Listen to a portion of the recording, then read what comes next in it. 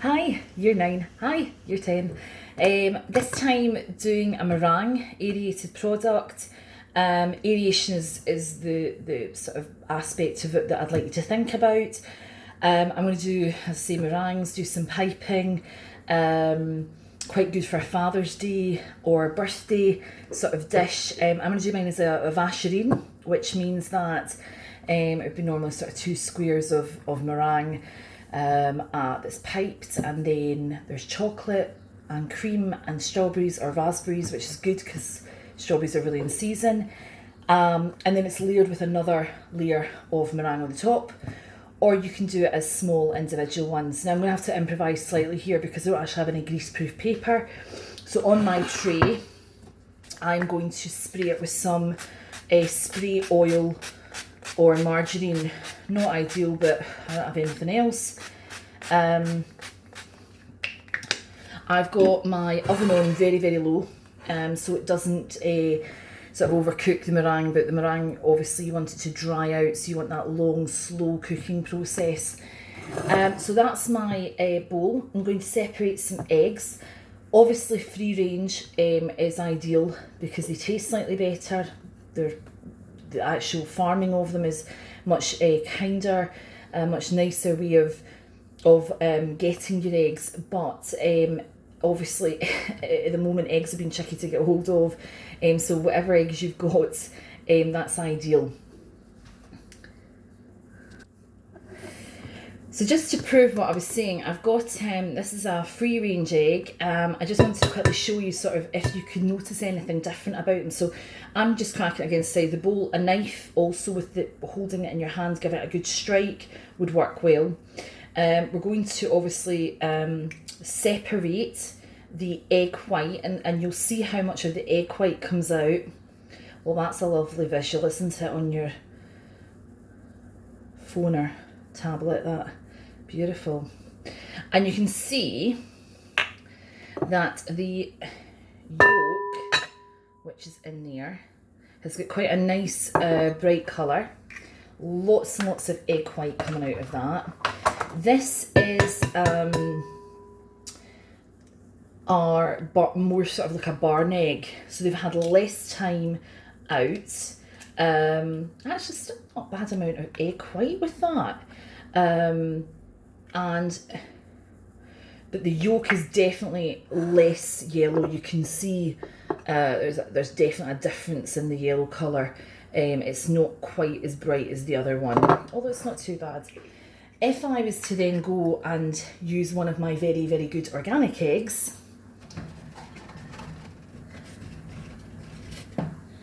you will see, hopefully, a difference again. Now I can straight away see that this egg yolk is really big in comparison to the other one. Much, much bigger than the other two. I can't really show you from there, to be honest. But this one here is the organic, so it's been fed on good food with no pesticides, no fertilizers, no chemicals, lots of fresh air and exercise, lots of egg white. You couldn't really see the difference there, but the organic egg yolk is much bigger. If I was to cook them, you would definitely notice a difference in terms of their flavour. The free range egg, still, good option, good animal welfare, more flavour because they're not so stressed, more fresh air. And then we go to the barn egg, and they are significantly cheaper. They're good for baking with, but don't taste as good as the slightly more expensive eggs. Okay, so I've got my electric hand whisk here.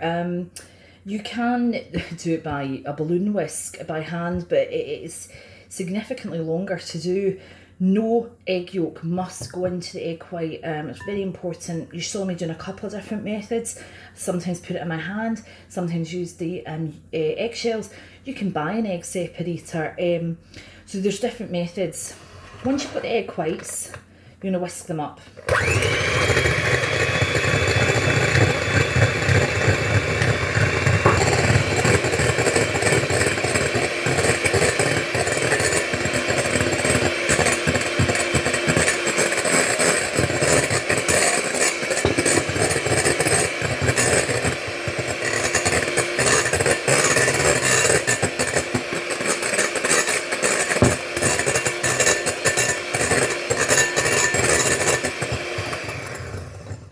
that's our aeration. All the egg whites have now gone white rather than transparent as they were before. And we've aerated it. You can see how much it's increased up the bowl. We've trapped in air. We've denatured the protein by uncoiling where the protein was and now trapping air in amongst the bonds of the protein. So it's denatured. It's an irreversible change. Now is the crucial part. I've got golden castor sugar in my little conical. I like the golden castor sugar. Really nice, slightly caramelised flavour. For every egg white you use, about 50 grams of sugar. Slow the speed nip down. Very gradually adding in the sugar now. You go too fast, you're going to knock the air out of it.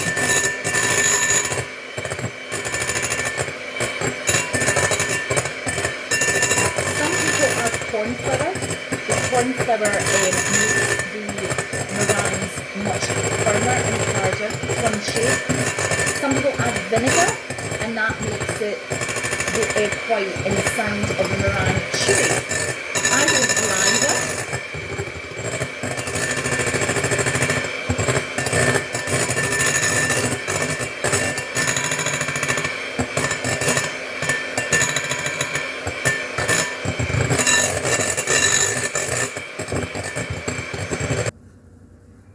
So they say the best way to test if it's done is to chuck over your head. I just washed my hair, I don't really want to, so I'll sort of just hold it like that. I'll do. So that's now, you can see it's really a good consistency.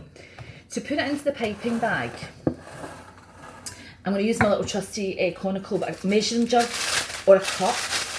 And what you want to do is you want to place the piping nozzle. Mine is a sort of standard piping nozzle. It would be better if it was slightly bigger, but as you can see, my piping bags are quite small.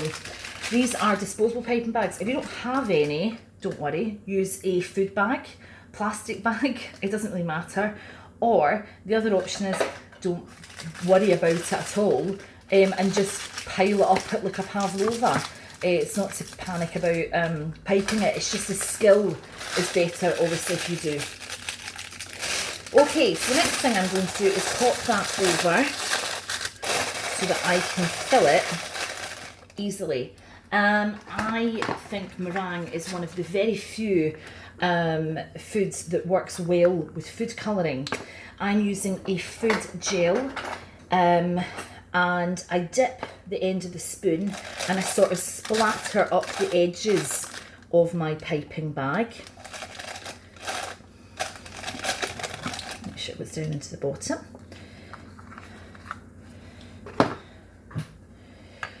And then scooping the mixture into the piping bag, like so.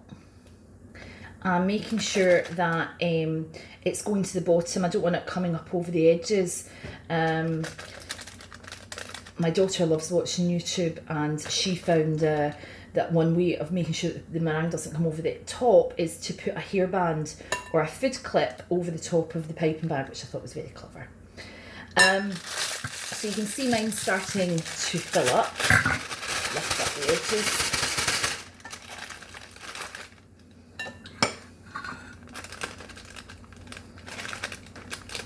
Okay. Right, so you can see my colour through the piping bag. Kind of looks like I've done something wrong maybe. I didn't cut myself or anything.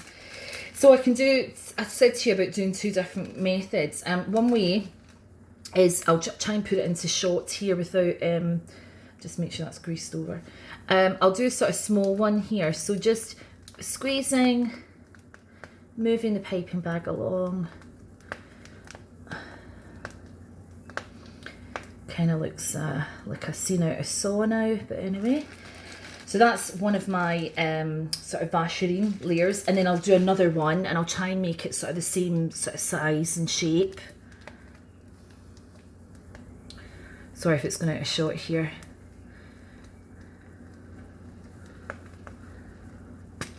Okay, and then some little ones where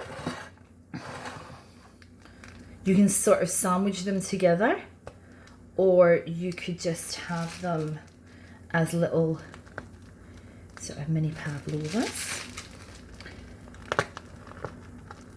That wasn't me, that was the piping bag, I promise. And refilling. So I've got this. And I know some of you are really good at making meringues, but in the past some of you have failed a little bit, and I think sometimes that's because we're quite restricted in our timing at school, whereas you shouldn't be restricted, obviously, being at home. And it's a good way of really practicing, especially separating those eggs out and gradually adding in that sugar.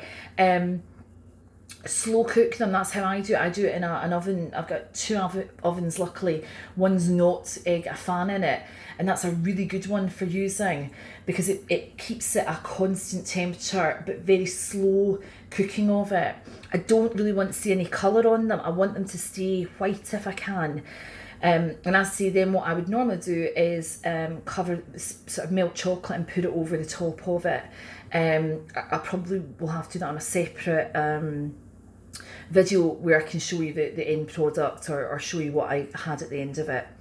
So aeration is the key to it.